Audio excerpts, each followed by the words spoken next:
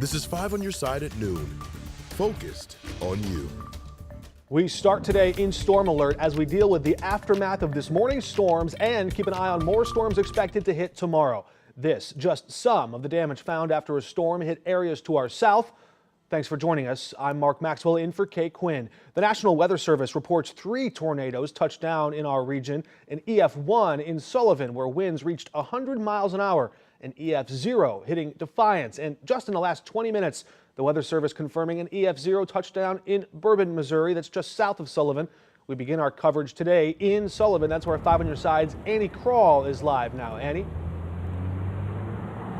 I'm at the One More Pub and Grill in Sullivan, or at least what's left of it. As you can see, it's been completely destroyed by that tornado and the severe weather earlier this morning. It's just very hard to look at right now, especially as people are still clearing up the debris because it was so beloved in this neighborhood. The storm hit the bar around 4 in the morning. As you said, Mark, it was an EF1 tornado, and those winds that reached 100 miles per hour ripped through the sides of One More Pub and Grub. The bar owner, Jane Epperson, said she also rents out a home near the bar, and on Tuesday morning she heard from her renter that thankfully no one was injured during this storm. Epperson has owned this bar for a decade and has already received an outpouring of support. Her phone has just been dinging constantly with text messages today, as well as on social media, after photos and video from what's left of her business were shared online.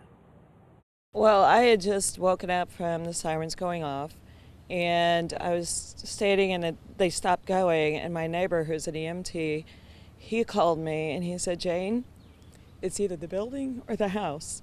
But he had just heard that it was destroyed. So I woke my husband up, and we headed here, and luckily I had already talked to one of our renters, and he was okay. But I'm shocked.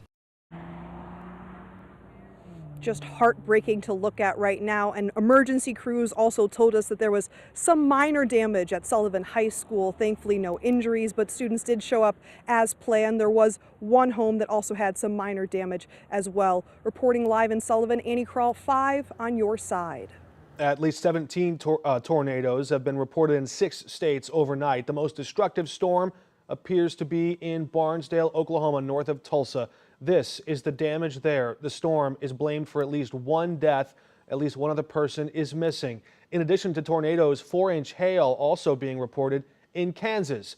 We remain in storm alert this afternoon. That's because another potentially larger storm system could hit us tomorrow. Meteorologist Jim Castillo here now with our weather first forecast. Jim. Yeah, Mark, more on that coming up in Maine weather. But even today, an isolated severe cell or strong thunderstorm can't be ruled out. So let's go through these again. Weak tornadoes. Defiance had winds of 76 miles an hour, and Sullivan had winds up to 100. That's still considered weak in EF1. Now, an EF2 or greater is a stronger tornado, and we have the possibility of that tomorrow. All right, so here are all the tornadoes in the last 24 hours. Zooming in, you can see the 3 here. That third and last one that was noted in Crawford County was Bourbon, Missouri, in EF0 there with winds up to 80 miles an hour. And look at all of the wind damage, and then back toward Kansas, even larger hail damage reported there. Here's the line of storms that moved through overnight. Again, most of that tornadic activity happened between 3 and 5 a.m. This afternoon, what's going on? A spot storm possible, maybe a stronger severe storm. Timing on that, noon to 6 p.m., 60 mile per hour gust, and a weak tornado still possible, maybe even some hail in those. Right now, if you're headed out, it's nice and calm, 81 degrees, and that dew point is about 65. And here's that severe weather threat today. Level 1 around St. Louis, level 2 out of 5 to our south and east. So a better chance a little bit further south and east of the metro. And just checking out around the area right now, we're good to go, but some activity starting to pop in our northern counties. I'll have much more on the forecast coming up. All right, you're going to want to keep an eye on the weather for the next few days for continuing coverage when we're off the air, or if you have to be away from your TV for safety reasons, you can download the 5 on your side app. Text the word weather to 314-425-5355. We'll send you a link where you can download it. Developing today, investigators are trying to identify a body found in the Mississippi River in St. Genevieve. Sheriff's deputies described the victim as a black man wearing several layers of clothing, including a woman's bra. The person had several tattoos, including a heart-shaped one on the right middle finger. Other tattoos say Cece and Love Melinda, and there's a Cardinals tattoo on the left shoulder. Investigators believe the victim may have been in the water for as long as 2 weeks. If you can help, call the St. Genevieve County Sheriff's Department.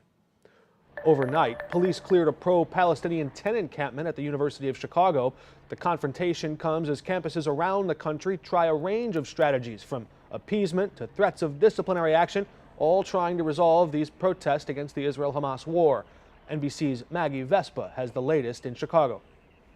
We're standing where the encampment at the University of Chicago was for more than a week. That is until early this morning, when students say police swooped in around 4:30 and cleared the whole thing out. You can see they are back, having gathered around that building back there. They're chanting, they're banging drums. And again, this is the pro-Palestinian protest that's been on campus for more than a week now. Students tell us no arrests and no injuries were reported this morning. The university confirming the same. Students tell us, though, they have been threatened with criminal trespassing charges, and the university is also threatening to place them on interim emergency leave of absence if they return to and or rebuild this camp. At this point, NBC News is tracking close to 75 campus protests across the country and more than 2,500 arrests at those protests. Maggie Vespa, NBC News, Chicago. Just moments ago, President Biden condemned what he calls the ferocious surge of anti-Semitism in America. He says some of the protests seen on college campuses have involved anti-Semitic chants and threats toward Jewish students and supporters of Israel. As for the war they're protesting, Israeli tanks have seized control of Gaza's border crossing at Rafah. Just yesterday, Hamas accepted an Egyptian-Qatari-mediated ceasefire proposal there, but Israel insists that deal does not meet its core demands. Happening today, a first-of-its-kind rescue training session. It's all about how to use drones on the scene of an emergency.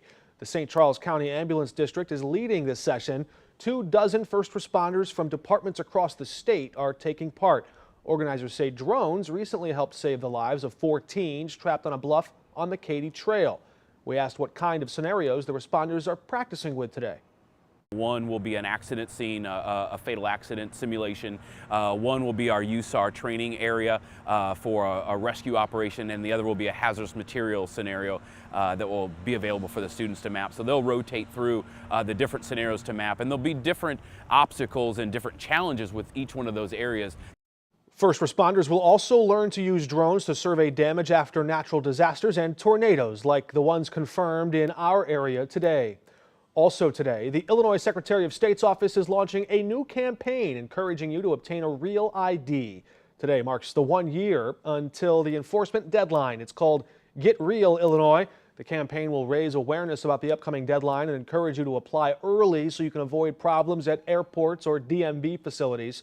Starting May 7, 2025, anyone 18 or older will need a real ID compliant driver's license or ID card to fly domestically or to visit a federal facility. New at noon, Drew Bannister will remain with the Blues. He signed a 2-year contract today, now taking interim off of his title. He went 30, 19, and 5 since replacing Craig Berube in December. The Blues missed the Stanley Cup playoffs for the 2nd straight season. Still ahead, the Boy Scouts making changes. The new name it hopes will make all kids feel included. Plus, what experts call the most significant fossil acquisition and where you can go to see it.